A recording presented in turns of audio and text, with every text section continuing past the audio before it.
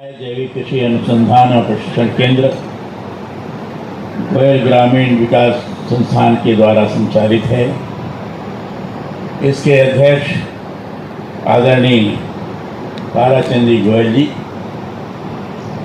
हमारे कोटा विश्वविद्यालय की कुलपति श्रीमती नीलिमा सिंह जी, कोटा कृषि विश्वविद्यालय के कुलपति श्री अभय कुमार व्यास जी, यहाँ सभी लघु उद्योग भारती के सभी पदाधिकारीगण, यहाँ प्रमुख हमारे किसान बंधुगण, माता बहनों, प्यारे बच्चों, पत्रकार मित्रों, छायाकार बंधुओं, श्री ताराचंद जी ने बहुत पहले ही मुझे कहा था कि यहाँ जो कार्य हो रहा है उसको एक बार देखना आवश्यक है। यह कार्य इस प्रकार का है जो किसानों के अंदर स्वाभाविक रूप से इस प्रकार की स्थिति निर्माण कर सकता है कि उसके पास जो गाय है,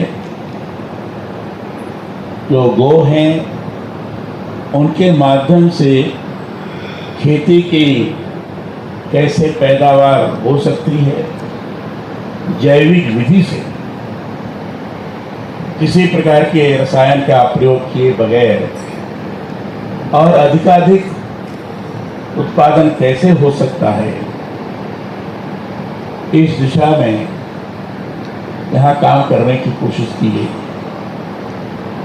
प्रारंभ से ही जब मैं यहाँ आया हूँ तो मुझे दिखाया गया कि अनेक पौधे, ऐसे पौधे जो जीवन को चलाने के लिए आवश्यक होते हैं, जो अनेक प्रकार के औषधि के भी काम करते हैं, अनेक प्रकार की व्याधियों को भी खत्म करने की दिशा में जिनका उपयोग होता है, ऐसे भी पौधे यहाँ लगाए गए हैं और ऐसे फसलों की खेती यहाँ हो रही है जो लोगों के लिए, लोगों के जीवन यापन के लिए बहुत ही आवश्यक है और बिना रसायन के प्रयोग के जैविक खाद के माध्यम से वह फसल उत्पन्न हो रही है और फसल का उत्पादन जो सामान्य विधि से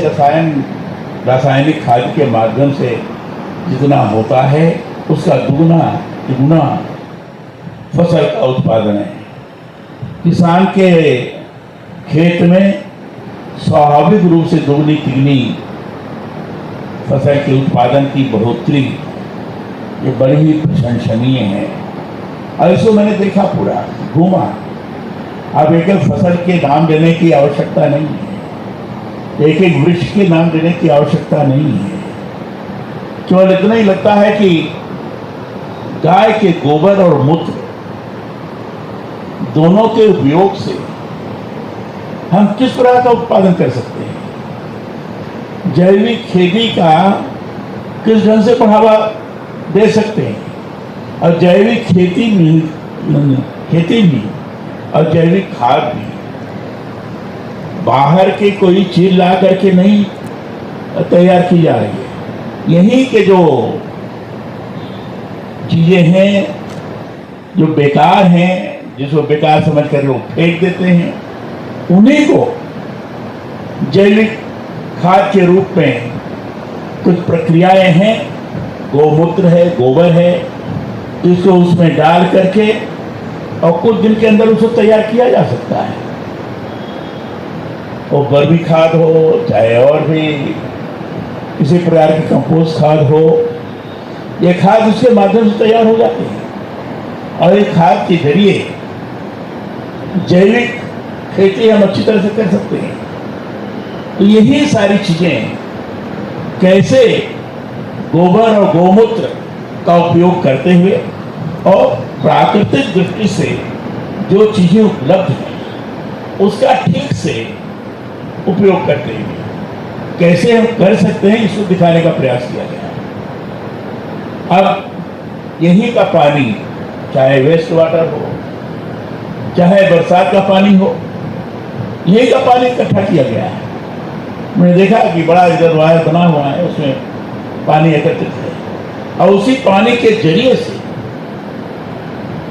फिल्टर करके उसका और उपयोग करते हैं, उसके जरिए से सिंचाई करते हैं, ड्रोन से भी स्प्रे करते हैं और सिंचाई करके खेत को हम सक्षम बनाते हैं।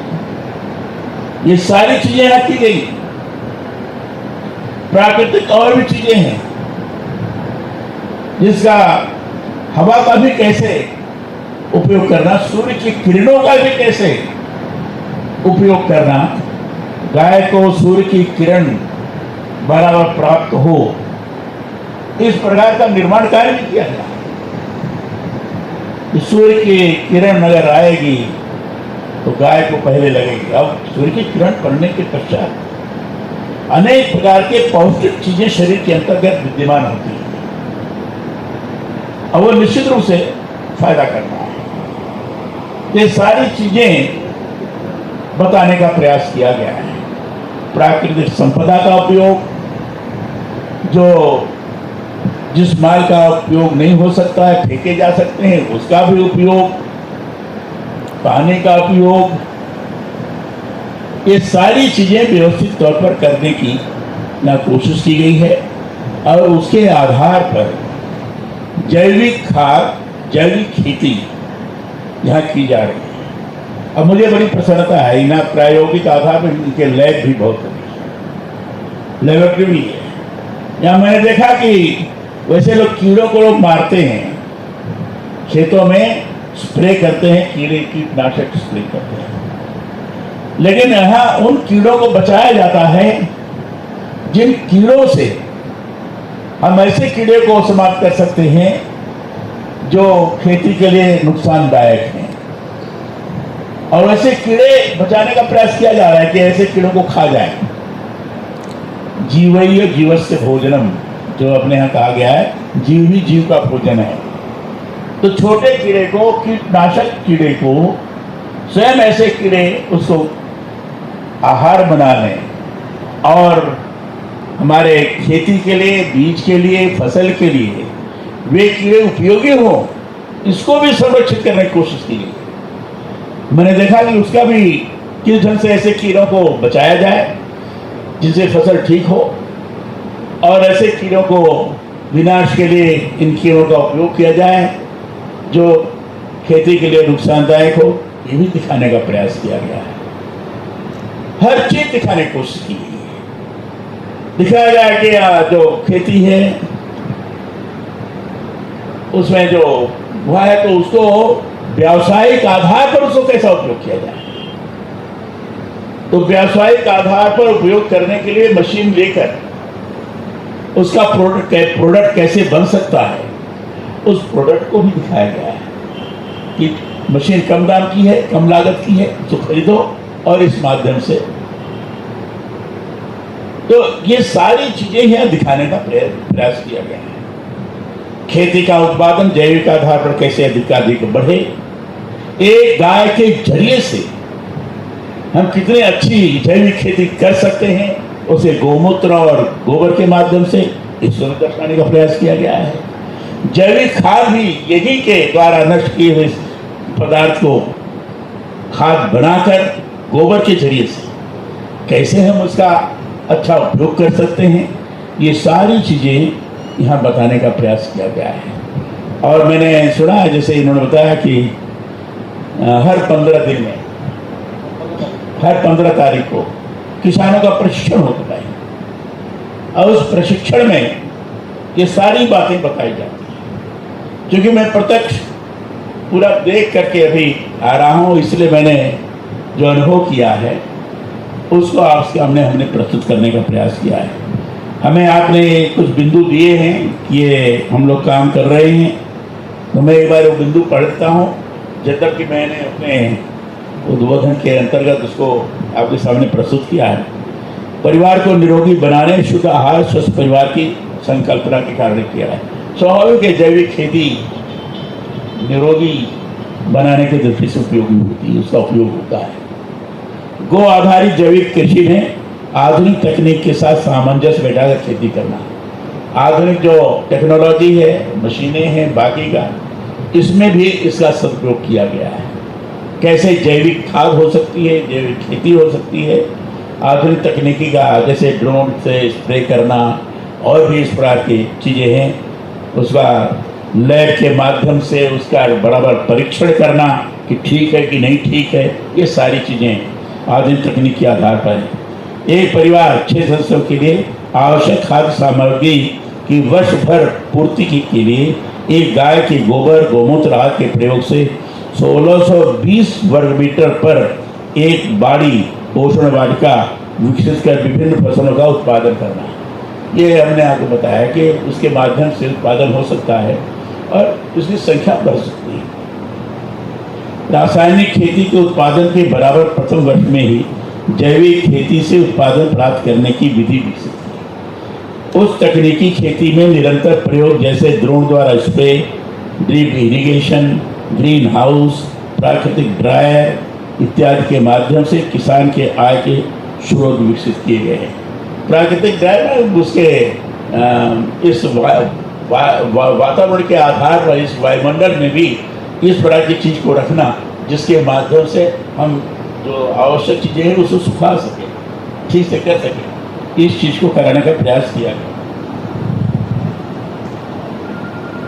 पारंपरिक फसलों के साथ आधुनिक फसलों का प्रशिक्षण देकर किसानों को समृद्ध करना, गौमूत्र में चूना मिश्रित कर खेतों में स्प्रे द्वारा फसलों में वृद्धि की गई, जिससे कृषक की खेती में लागत घटाई जा सकती है।